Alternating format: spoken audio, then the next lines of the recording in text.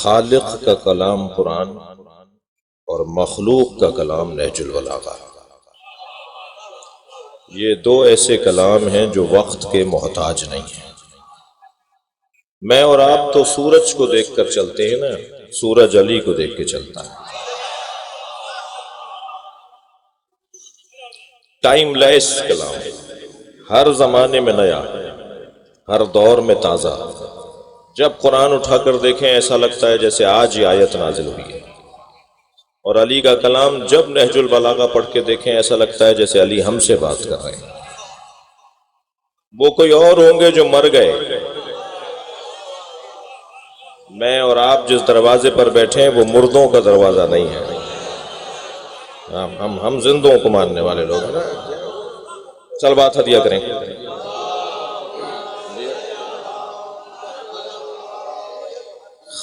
یہ قرآن جو ہمارے سامنے ہے یہ وقت کا محتاج نہیں ہے، ہر زمانے میں نیا رہے گا، ہر زمانے میں تازہ رہے گا۔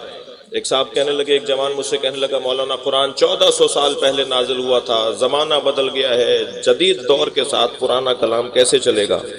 قرآن مجید اللہ کا کلام حقیقت کو بیان کرتا ہے اور حقیقت تبدیل نہیں ہوتی۔ دیکھیے اسلام کا کوئی لباس نہیں ہے، یہ جو حلیے میں جس حلیے میں نظر آ رہا ہوں آپ، یہ اہل بیت کے لباس کی یاد کو تازہ کرنے کے لیے، توسل کرنے کے لیے، ورنہ اسلام کا کوئی لباس نہیں ہے۔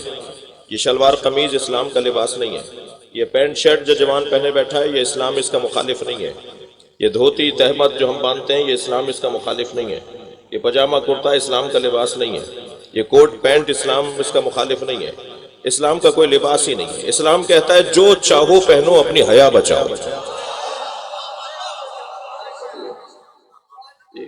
اسلام کی کوئی غذا نہیں ہے، فلاں اسلامی ڈش، آج بریانی اتنی استعمال ہو رہی ہے کہ شاید آگے جا کے اس بریانی کو اسلام کی ڈش کہہ دیا جائے۔ اسلام کا کوئی کھانا نہیں ہے۔ اسلام کہتا ہے جو چاہو کھاؤ مگر حلال کھاؤ،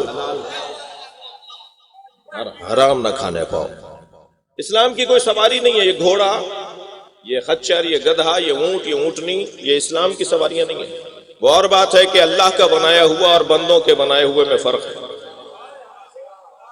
اللہ کی جو بنائی ہوئی سواری ہے وہ شان سے اپنے اوپر سوار کو بٹھاتی ہے، اور جو بندوں کی بنائی ہوئی سواری 2 کروڑ کی بھی ہوگی تو پہلے گردن جھکوائے گی پھر بیٹھنے دے گی۔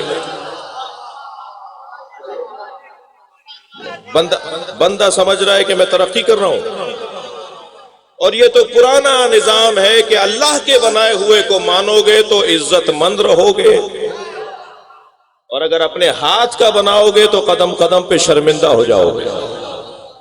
تو اللہ کے نظام سے جڑنا چاہیے۔ ویسے بھی اللہ کے بنائے ہوئے میں اور بندوں کے بنائے ہوئے میں بہت موٹے موٹے روشن فرق ہے۔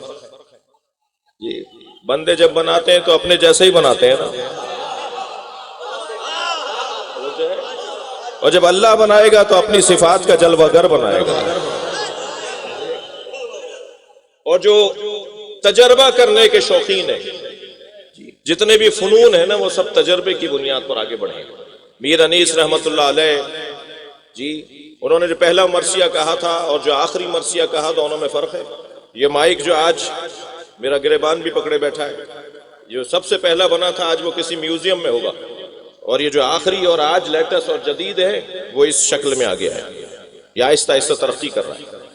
پہلے تصویر کھینچنے کے لیے ایک بہت سارا بڑا ڈبہ ہوتا تھا، ایک صندوق سا ڈبہ ہوتا تھا، اس میں وہ کیمرہ مین اپنی گردن گھسا کر اور پھر تصویر کھینچتا تھا۔ آج یہ چھوٹی چھوٹی کیمرے موجود ہیں، آہستہ آہستہ فن ترقی کر رہا ہے۔ ایسے ہی ہے، مصور جب تصویر بناتا ہے تو پہلی تصویر اس کی اتنی اچھی نہیں تھی جتنی آخری تصویر اچھی ہوئی۔ شاعر جب پہلا کلام کہتا ہے اس کا پہلا کلام اتنا اچھا نہیں تھا جتنا اس کا مثلا 200 نمبر کا کلام، 200 کلام کہنے کے بعد کلام اچھا ہو گیا۔ تو انسان تجربہ کر کے ترقی کی طرف جاتا ہے۔ اللہ کہتا ہے کچھ چیزوں میں تمہیں تجربہ کرنے کی اجازت نہیں ہے، 2 ذمہ داریاں میری ہیں، تم اپنی گردن پر نہ لو۔ اللہ کہتا ہے 2 کام میرے ہیں، تم نہ کرو۔ ایک رزق دینا میرا کام ہے، دوسرا ہادی بنانا میرا کام ہے۔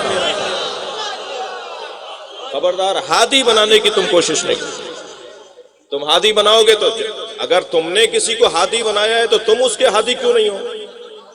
اگر تم نے ہادی کے بنا لیا تو پھر تو تمہیں ہادی ہونا چاہیے. تو بس یہی فرق ہے، کچھ تجربوں کی بنیاد پر با کمال تک پہنچتے ہیں، کچھ اللہ کا نظام مان کر با کمال تک پہنچتے ہیں. جی تجربہ کر کر کے کچھ چوتھے نمبر پہ با کمال پر پہنچے، اور کچھ اللہ کا نظام مان کر پہلے مرحلے پر ہی با کمال پر پہنچ گئے. تو بہتر تو یہ ہے کہ جو کام اللہ کا ہے وہ اللہ ہی کے حوالے رہے،